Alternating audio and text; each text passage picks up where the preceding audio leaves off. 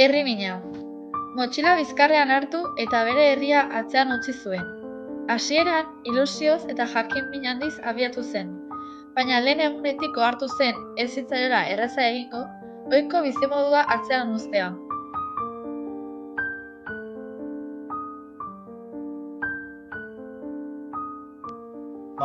Entzuko da? Bai, oso nahi izan. Zer gustatzen zaizu gehien hemendikan? Hemendikan gehiena herriko jendea. Eta zer gustatzen zu falta nire.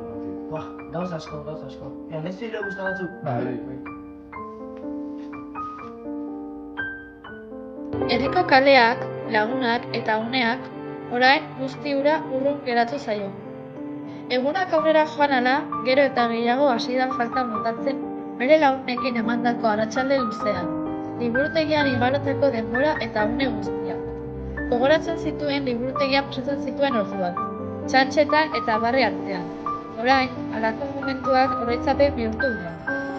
Ikasle berriak jende atsegina ezagutu zuen herri berrian, baina hala ere askotan leiho aldera begiratzen zuen, pentsamendua etxeko mendixka eta kalek estuetara joanez.